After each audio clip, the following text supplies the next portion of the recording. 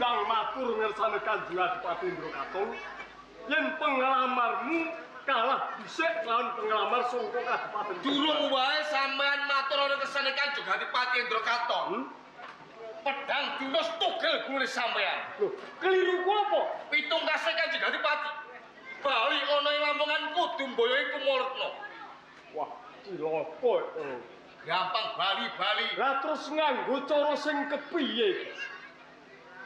Baline sadara saka Bojonegoro dicegat, dijaluk Kumaretna. Oh ngono. Etoe macoy.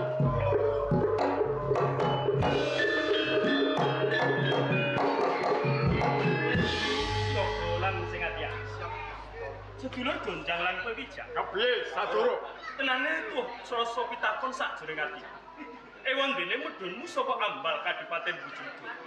Iki ora gelis bali ana ing Lamongan, malah kapur mesanggrah. Ana ing papan kene diderekke prajurit. Mengku wigati apa jare? Pancen tak sengaja. Aku ngenteni tekan.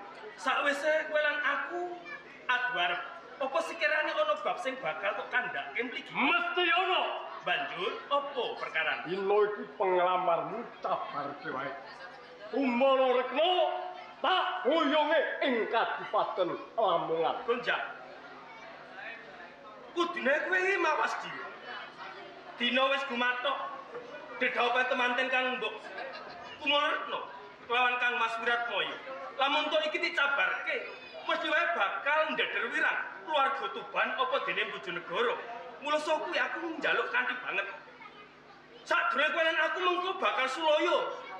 Sak temah mengko bakal cengkah lan adu karosan. Diwurungke kekarepanmu, lamun to pengen mboyo Kang Mbok Kumaretna saka Bojonegoro. Sadara. Takonku sepisan. Tong siji. Kok ulungke apa ora? Lamun ora tak ulungke, Tuban Bojonegoro tak gawe kala apa?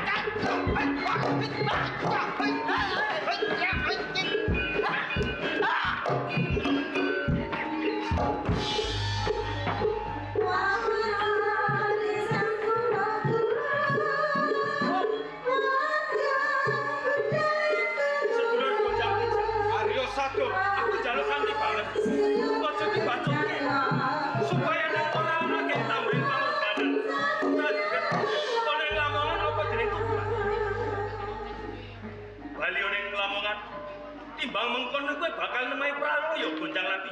balik ning Lamongan lamun to ora bisa mboy kumur. Kowe becik tak entengke Pancen pancen ku sedelan karepku iki tabrakan rasane Ya.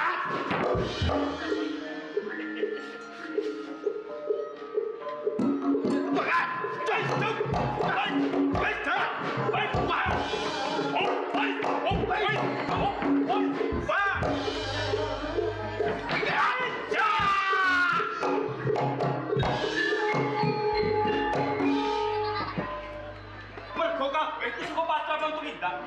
Sak termasuk dulurmu minangka korban. Bali ning Lamongan. Yen kowe durung bosen, nyawang esme rembulan untuk ing wajib. Yen kowe durung ngerti, Lek mripatmu tangi matimu.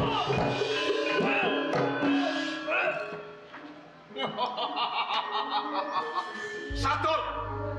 Ojo kanggep kusokong. Bisa jebulke waduhe gonjang wijang. Ora usah Kakang Gus. Yen pancen wis satrio sing pinunjul saka Kabupaten Lamongan. Tang bedane iki uga satrio saka Kabupaten Lamongan.